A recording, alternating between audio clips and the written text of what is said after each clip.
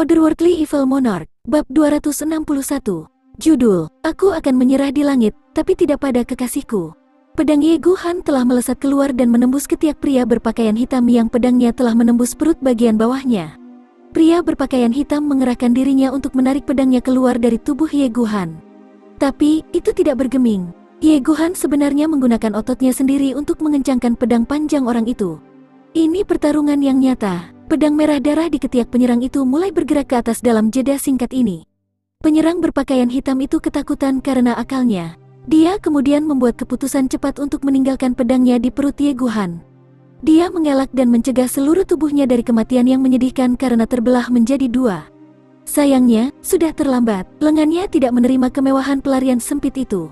Pedang berdarah itu keluar dan memisahkan lengan dari tubuhnya. Dan separuh bahunya, pedang itu melangkah lebih jauh dan menembus lapisan kulitnya sampai ke otot wajahnya. Apa yang tertinggal? Sangat menakutkan untuk dilihat, tulang putihnya terbuka. Uratnya yang seperti cacing bisa terlihat dengan sangat jelas. Bersama dengan gumpalan darah yang mengalir di dalamnya. Orang ini menjerit memekik darah saat dia mundur. Itu terdengar lebih seperti binatang daripada manusia. Matanya memperlihatkan keterkejutan yang telah diberikan pada kesadarannya. Tanganku, wajahku. Namun, Ye Guhan memulihkan pedangnya dengan kecepatan luar biasa. Dia kemudian dengan cepat memanfaatkan momen itu dan menusuk lagi. Itu secepat kilat. Tindakan Ye Guhan. Kurangnya keraguannya untuk dipukul oleh musuh. Semuanya hanya untuk saat ini. Satu pukulan ini, Ye Guhan tahu bahwa kekuatannya tidak akan bertahan dalam pertempuran berlarut-larut. Dia tahu bahwa dia tidak akan bisa menghadapi kekuatan gabungan dari 5 penyerang Sky Swan ini. Karena itu, yang dia bisa hanyalah bertarung dengan semua yang dia miliki. Namun, Ye Guhan adalah petarung yang sangat berpengalaman. Siapapun bisa tahu bahwa mereka berlima adalah ahli Sky Swan. Tapi, dia bisa dengan jelas merasakan bahwa Swan Ki dari dua musuhnya tidak stabil. Dia bisa merasakan bahwa mereka menderita luka serius di masa lalu dan belum sembuh. Dia sendiri sekarang adalah kekuatan yang dihabiskan. Jadi, yang paling bisa dia lakukan adalah membawa mereka berdua bersamanya. Namun, 3 penyerang lainnya dalam kondisi baik. Oleh karena itu, dia tidak yakin berurusan dengan mereka. Oleh karena itu, 2 musuh yang terluka itu adalah target utamanya. Faktanya, merekalah satu-satunya targetnya. Pedang Ye Guhan menusuknya berulang kali. Tapi, telapak tangan salah satu musuh mengenai dadanya. Dia senang dia telah memberikan pukulan seperti itu kepada musuh, tetapi tidak menyangka tulang rusuknya sendiri akan hancur. Namun, dadanya sekarang menyerupai pusaran air karena terhisap di telapak tangan musuh dan menahannya di tempatnya. Orang itu menyadari bahayanya dan berusaha keras untuk membebaskan dirinya dari genggaman Ye Guhan. Dia akan berhasil saat cahaya dingin naik dari pedang Ye Guhan dan menuju dadanya. Pedang kematian. Jeritan darah mengalir keluar dari mulut pria itu saat dia mati-matian berusaha menghindari serangan yang akan datang. Tapi pedang Ye Guhan menukik ke atas dalam sekejap dan menusuknya sampai ke gagangnya. Itu tidak menembus hatinya. Namun, Swan Ki yang melekat pada pedang itu membuat 5 titik visceral lemahnya berantakan. Namun, Ye Guhan akhirnya kehabisan tenaga sekarang. Dia telah menancapkan pedangnya ke dada musuhnya, tetapi tidak memiliki kekuatan untuk menariknya kali ini.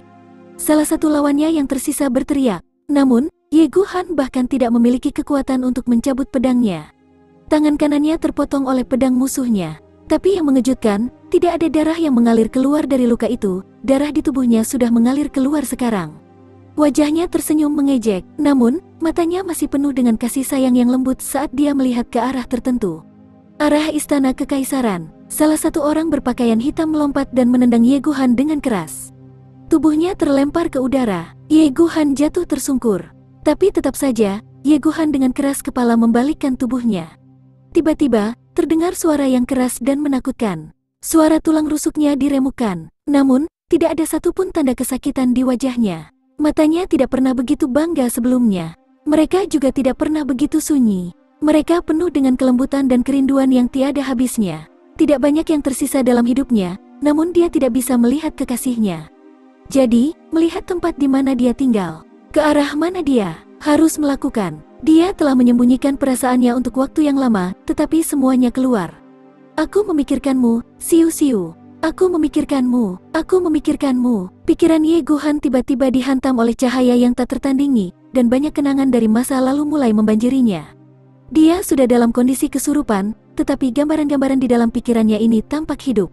Mimpi ini tampak nyata. Dan kemudian, dia mendengar suara lembut. Itu ringan membaca puisi kecil lagi dan lagi. Sepertinya berlangsung tanpa akhir. Seperti benda kecil yang mengambang di area yang luas, seperti mimpi. Jangan menyesali kasih sayang yang begitu dalam. Aku rela jatuh dan layu dalam kesepian. Penyesalan kekasihku bisa menghantui keabadian. Aku akan menyerah pada surga, tapi tidak pada kekasihku. Ini adalah ayat-ayat perpisahan yang ditulis Yeguhan untuk Murong Siu Siu. 18 tahun yang lalu. Aku akan menyerah pada surga, tapi tidak pada kekasihku. Aku akan menyerah pada surga, tapi tidak pada kekasihku. Yeguhan tidak bisa berbicara. Namun, bibirnya masih terbuka dan sedikit tertutup. Dan jika seseorang memperhatikan dengan cermat, mereka akan melihat bahwa dia mengulangi baris terakhir dari puisi itu. Siu Siu, aku telah pergi 18 tahun yang lalu, dan aku kehilanganmu selamanya. Aku telah meninggalkan kamu dengan puisi ini. Dan kamu menangis tanpa henti saat kamu membaca ayat terakhir. Aku ingat sampai hari ini, rambut panjangmu yang acak-acakan tertiup angin. Sekarang, aku pergi sekali lagi. Dan aku tidak akan pernah kembali setelah aku pergi kali ini. Kamu mungkin akan menyadarinya nanti, bahwa seperti sebelumnya, aku sedang mengingat baris terakhir dari puisi itu di saat-saat terakhir aku. Aku akan menyerah pada surga, tapi tidak pada kekasihku. Siu Siu, aku tidak pernah bisa berpaling darimu sepanjang hidupku. Aku tidak pernah berpaling darimu. Zhou Jianming meraung seperti orang gila dan bergegas memotong tubuh Ye Guhan menjadi beberapa bagian. Tapi Lei Jianhong memanggilnya dengan suara keras. Cukup, Suan Qi-nya sudah habis, dan 5 poin Fitzgerald-nya sudah habis. Kita harus mengambil keempat dan kelima yang terluka, dan menangkap gadis kecil itu. Cepatlah, kita harus bergerak cepat, kita tidak bisa tinggal lama di sini. Zhou Jianmin dan kombatan wanita sangat marah. Mereka meneriakkan rasa frustrasi mereka. Kemudian mereka masing-masing menjemput saudara keempat dan kelima mereka. Mereka kemudian berangkat seperti kilat menuju ke arah di mana Putri Ling Meng melarikan diri. Sementara itu, Putri Ling Meng ditarik oleh kedua saudara perempuannya. Mereka mencoba memaksanya untuk melarikan diri. Tapi, dia terus melihat kembali pertempuran yang mengamuk. Namun, saat dia melihat Ye Guhan berlumuran darah dari ujung kepala sampai ujung kaki, dia pingsan. Sang putri kemudian tiba-tiba berbalik ke arah itu, dan berteriak dengan keras. Paman Ye, suaranya sangat sedih dan melengking. Kaki sang putri berakar ke tanah saat dia menolak untuk bergerak bahkan setengah langkah. Tiba-tiba, dia tidak sengaja menggenang, dan air mata mulai mengalir dari matanya. Paman Ye selalu melindunginya sejak kecil. Baginya, dia tak tertandingi di generasinya. Dia tahu bahwa dia merasa sedih dan patah hati setiap hari dalam hidupnya. Dia adalah pria yang sedih dan kesepian. Dan hari ini, dia jatuh, hanya untuk melindunginya. Putri Ling Meng tiba-tiba merasakan sakit yang membakar di dadanya. Dia merasa seolah-olah paru-parunya telah terbelah. Tidak ada ikatan di keluarga Tian. Dia tahu bahwa ayahnya, Kaisar, sangat menyayanginya. Dia sudah mengetahui hal ini sejak dia cukup dewasa untuk memahami banyak hal. Bahkan, dia akan memanjakannya dan memanjakan penampilannya. Bagaimanapun ayahnya, Kaisar terlalu bermartabat. Bahkan ketika dia merindukannya dan bertindak manja untuk dipeluk olehnya, ayahnya akan memeluknya. Tapi dia tidak pernah memeluknya lama-lama. Dia akan selalu punya masalah untuk diurus. Dia kemudian akan kembali menjadi kaisar yang bermartabat sekali lagi. Ayah dan kaisar, ketika keduanya dipertimbangkan bersama, kaisar akan selalu dianggap lebih penting daripada ayah. Ayah, kaisar, ayahnya akan berubah menjadi kaisar kapanpun dibutuhkan. Kemudian, dia tidak bisa bertingkah seperti anak perempuan orang itu. Ye Guhan merasa lebih seperti ayah sejati baginya. Dia bisa bertingkah seperti anak manja di depannya tanpa hambatan, dan bisa membuat ulah kecil kapanpun dia mau. Jadi, bahkan jika dia memanggilnya paman, dia menganggapnya ayahnya. Dia akan selalu memanjakannya, namun, dia akan memarahinya tanpa ampun jika dia melakukan kesalahan. Tapi dia sangat baik padaku. Dia selalu menjagaku dalam diam. Dia tidak pernah tampil di depan umum. Dia tidak pernah berjuang untuk apapun. Dia bahkan tidak pernah menuntut apapun untuk dirinya sendiri. Dia hanya tinggal dalam bayang-bayang, dan dia tampak sangat puas. Tapi dia yang pertama muncul dan membelaku setiap kali aku menghadapi bahaya. Dia adalah orang pertama yang melawan saudara-saudaraku ketika mereka menggangguku.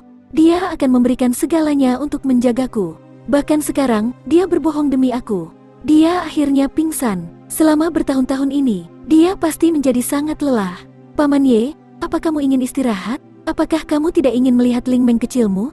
Apakah kamu tega membuang Ling Meng kecil kamu dan pergi? Apakah kamu tega? Apakah kamu tega? Paman Ye, kamu tahu bahwa di hatiku, Kamu akan selalu menjadi ayahku. Ayah, tolong jangan tinggalkan aku. Putri Ling Meng berdiri di sana tak bergerak.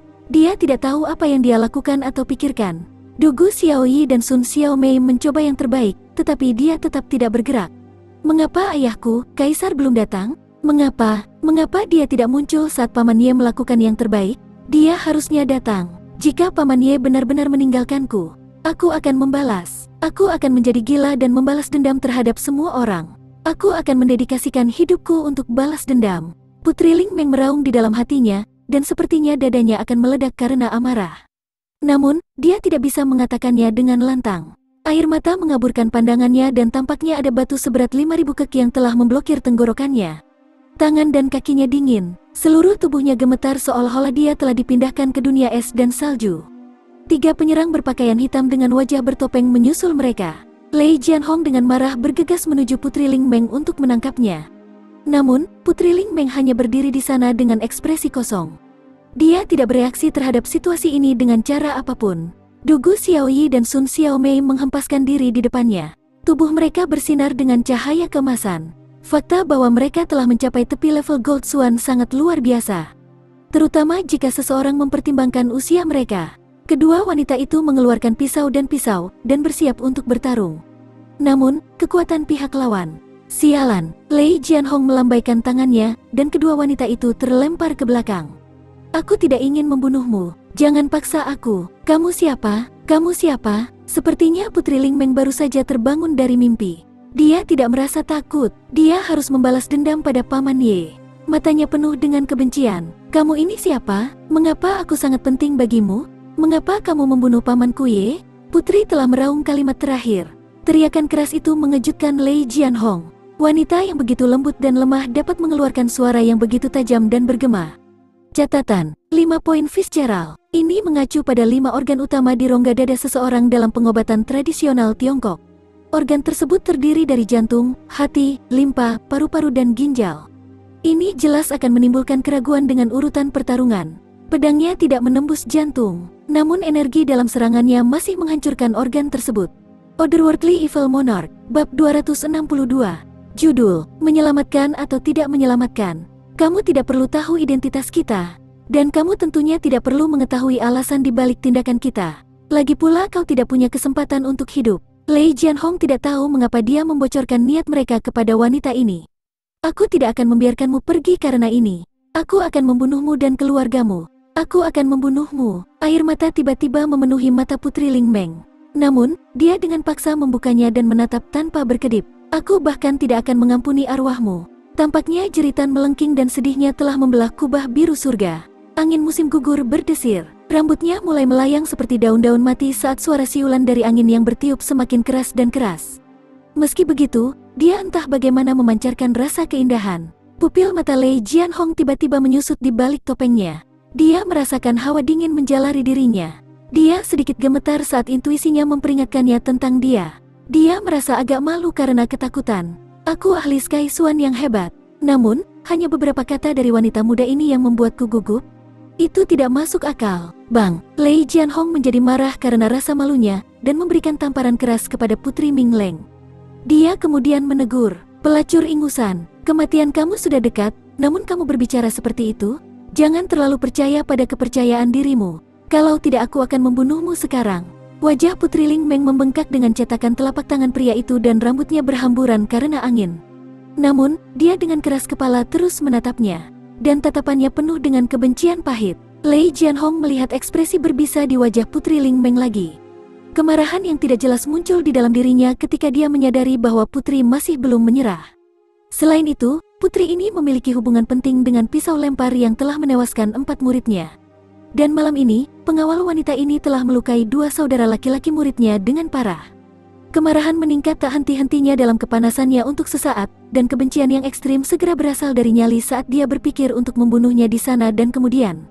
Murid perempuan ketiga melihat saudara muridnya dipenuhi dengan keinginan untuk membunuh. Dia buru-buru menasihati, kakak senior, wanita ini ada hubungannya dengan orang itu. Jadi akan lebih baik jika kita tidak membunuhnya sampai pria itu datang untuk menyelamatkannya. Lei Jianhong mengatupkan giginya. Dia kemudian tiba-tiba memukul pingsan di leher sang putri. Dia pingsan. Dia kemudian mengambilnya dan melemparkannya ke murid ketiga. Kemudian, dia memerintahkan semua orang untuk pindah. Turunkan putri. Dugu Xiaoyi dan Sun Xiaomei bergegas menghentikan pihak lawan. Mereka sadar bahwa mereka tidak akan cocok untuk mereka. Namun, mereka tidak bisa membiarkan musuh menangkap Putri Ling Meng dan melarikan diri. Lei Jianhong mendengus dingin. Murid perempuan itu bangkit menemui mereka, dan kemudian, bang, kedua wanita muda itu masing-masing dipukul dengan telapak tangan. Mereka terbang mundur dengan gumpalan darah mengalir dari sudut mulut mereka. Ketiga individu berpakaian hitam kemudian terbang dan menghilang. Bukannya Lei Jianhong tidak ingin membunuh kedua wanita itu, dia tidak bisa. Kebenciannya tidak mendikte pilihan lain dalam masalah putri. Namun, dalam kasus dua wanita lainnya, satu mendapat dukungan dari Sun dan keluarga Tang, sementara yang lain mendapat dukungan dari Dugu. Tiga keluarga besar akan bersatu jika sesuatu terjadi pada keduanya. Mereka akan menjadi masalah yang cukup besar untuk menempatkan keluarga adik laki-lakinya Li pada posisi yang tidak menguntungkan. Beberapa saat kemudian, bayangan putih kecil melintas. Itu diikuti oleh ketukan kuku. Suaranya mirip dengan suara hujan. Ketukan kuku telah terdengar beberapa saat yang lalu, dan seekor kuda yang kuat sudah berbelok di jalan untuk tiba di tempat pertempuran.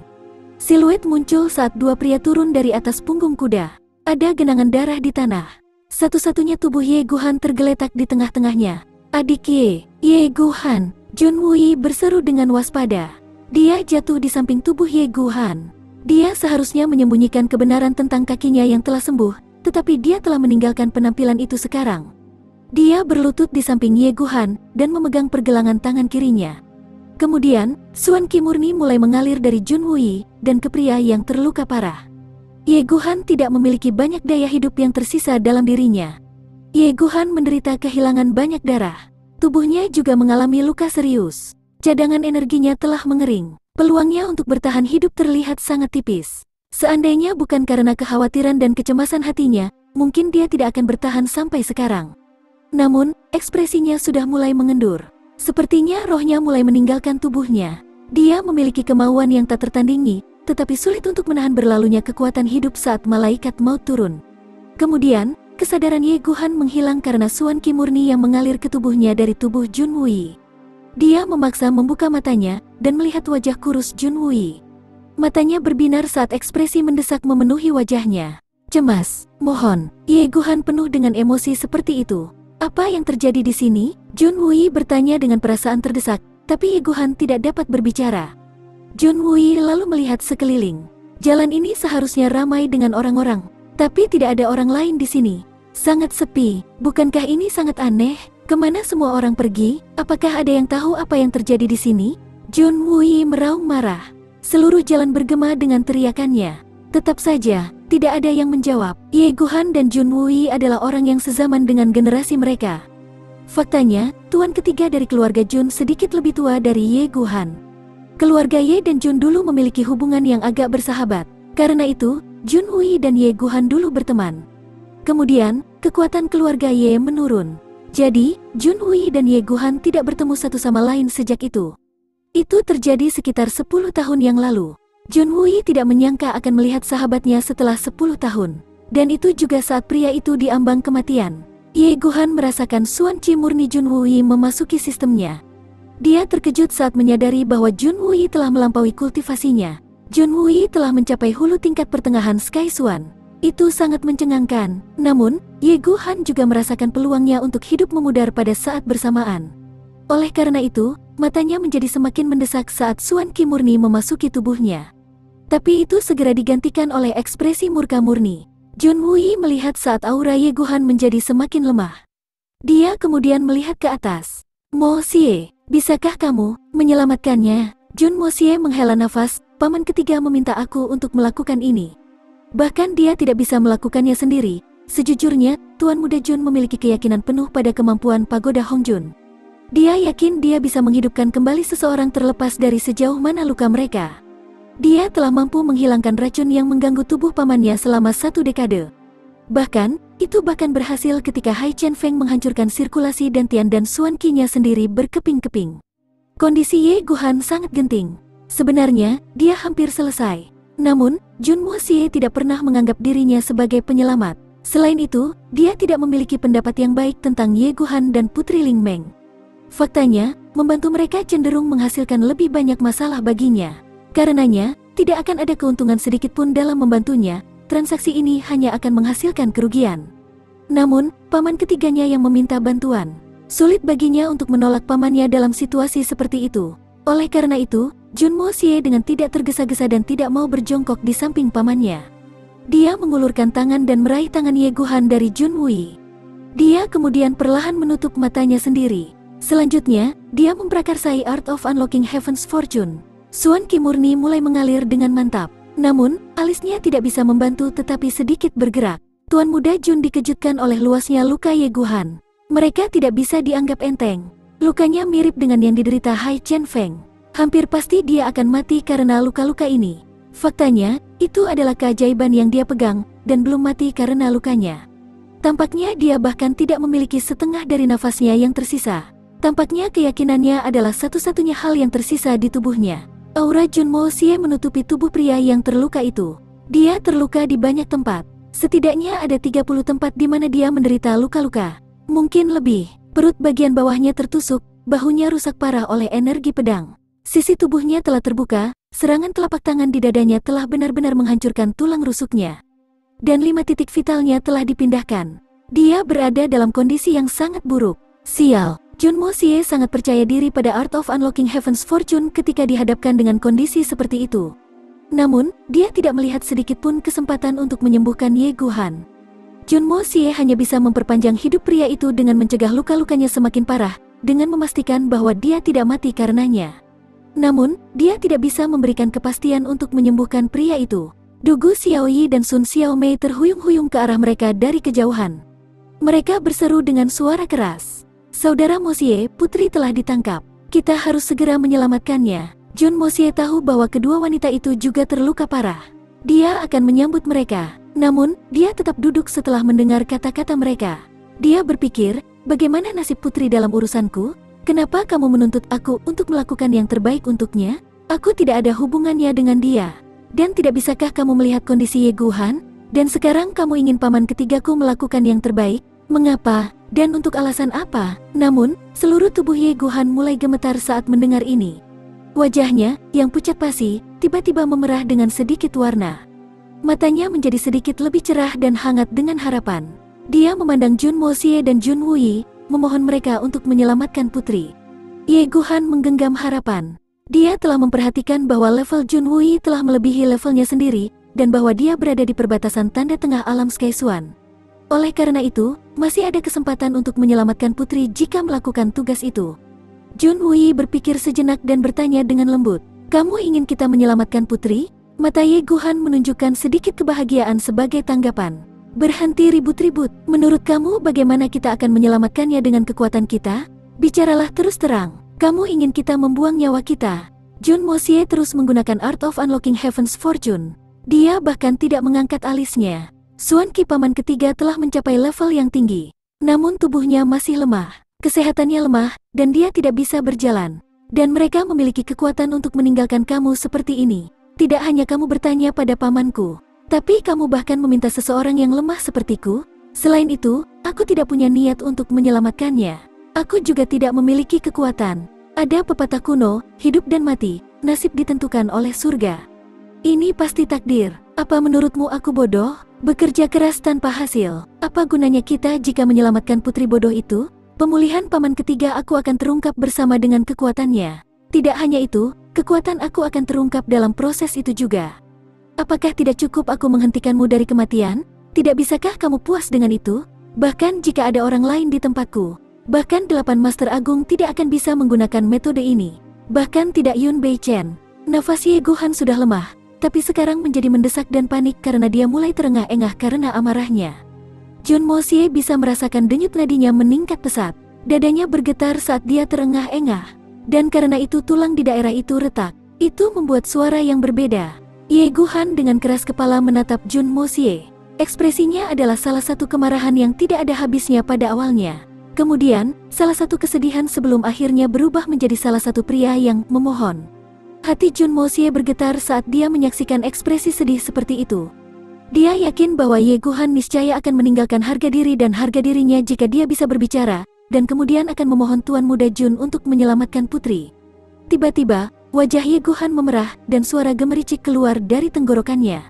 Tampaknya dia menggunakan seluruh kekuatannya yang tersisa untuk satu upaya terakhir.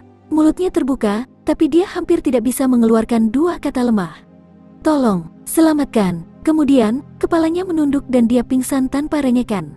Ye Guhan telah memilih untuk membakar sisa daya hidupnya untuk mengucapkan kata-kata ini. Dia belum bisa menyelesaikan kalimatnya. Namun, Jun Moxie dan Jun Wui dengan jelas mengerti apa yang ingin dia tanyakan pada mereka. "Aku memintamu, selamatkan Ling Meng. Dia telah menghabiskan saat-saat terakhir dalam hidupnya dan kekuatan hidupnya untuk membuat permintaan ini." "Apakah dia mati?" Jun Wui tampak sedih dan cemas saat bertanya. "Dia belum mati. Meskipun dia hampir mati, dia dalam kondisi agak ditangguhkan, hampir mati." Tangan Jun Moxie masih menuangkan aura murni ke Ye Guhan. Namun, keadaan bisa berubah menjadi lebih buruk jika kondisinya tetap sama. "Menyelamatkan orang seperti memadamkan api. Kamu masih belum menyelamatkan semua orang." Dugu Xiaoyi bergegas. Dia berteriak saat dia meraih bagian depan jaket Jun Moxie. "Cepat dan selamatkan Putri Ling Meng. Apa yang kamu tunggu? Bagaimana ini menjadi perhatian aku?" Jun Moxie memandang tanpa bisa dijelaskan. "Mengapa kamu ingin aku menyelamatkan putri? Seorang pangeran atau sesuatu harus berurusan dengan masalah ini. Kamu ingin aku pergi dan membuang hidupku?" Ye Guhan adalah ahli Sky Swan. "Tidak bisakah kamu melihat bagaimana mereka mengubahnya menjadi sekarung darah belaka? Aku tidak punya kekuatan sebagai perbandingan. Namun kamu ingin aku pergi dan menyelamatkannya? Bagaimana kata-kata itu bisa keluar dari mulutmu?" Jun Moxie menegur dalam hatinya, "Putri Ling Meng bukan kamu. Jadi mengapa aku harus mengerahkan diri untuk hal bodoh seperti itu? Aku telah bergegas demi kamu. Siapa yang mengira itu akan menjadi masalah besar? Kamu, lalu apa yang kita lakukan?" Dugu Xiaoyi ingat bahwa Jun Moxie sekuat itu. Faktanya, dia bahkan tidak bisa menandinginya. Jadi bagaimana dia akan menangani beberapa ahli Sky Swan? Apa yang baru saja dia katakan? Dia tiba-tiba menyesali kata-katanya dan sekarang bingung. Kenapa para penjaga dari istana kekaisaran itu belum datang? Kata-kata itu tidak menarik bagi para pendengar. Jun Wui dan Jun Moxie saling pandang diam-diam. "Moxie, sebagai tindakan kebaikan untuk Ye Guhan, kita harus membantu. Dan bagaimanapun juga, dia adalah putri," kata Jun Wui dengan sikap bijaksana. Dia tahu bahwa keponakannya tidak tertarik pada Putri Ling Meng. Dia sangat sadar bahwa keponakannya akan duduk dan menonton dengan santai. Oleh karena itu, dia memutuskan untuk menggunakan nama Ye Guhan, bukan putri. Dia telah mengatakan ini karena dia sudah mengira bahwa keponakannya tidak akan berusaha menyelamatkannya. Dia tahu keponakannya dengan baik. Dia tahu keponakannya lebih dari mampu melakukan hal itu. Faktanya, itu akan menjadi naluri alami anak muda itu, dan dia juga memiliki kesadaran yang jelas dalam hal ini. "Aku tidak akan melakukannya. Aku tidak tertarik." Jun Moxie juga menolak paman ketiganya. Dia memiliki perasaan samar bahwa ini sepertinya bukan masalah kecil. "Biaya pengungkapan identitas aku akan jauh dari tidak penting. Aku tidak akan melakukan apapun karena itu tidak ada hubungannya denganku, bahkan jika dia adalah putri dewa. Apalagi dia seorang putri. Aku lebih suka menggunakan waktu luang ini untuk menggoda Little White. Kemudian lagi, Grid pembunuh Jun tidak akan bekerja ketika aku tidak memiliki keuntungan dari transaksi. Aku akan pergi, bahkan jika tidak." Jun Wui dengan marah bersandar dari tanah dan melompat ke atas kuda. "Aku tidak memilih putri, tapi aku memilih Ye Guhan. Ye Guhan akan melakukan pembersihan kota untuk putri, seperti yang dilakukan kakekmu untukmu. Bagaimana kita bisa duduk dan mengabaikan kasih sayang seperti itu?"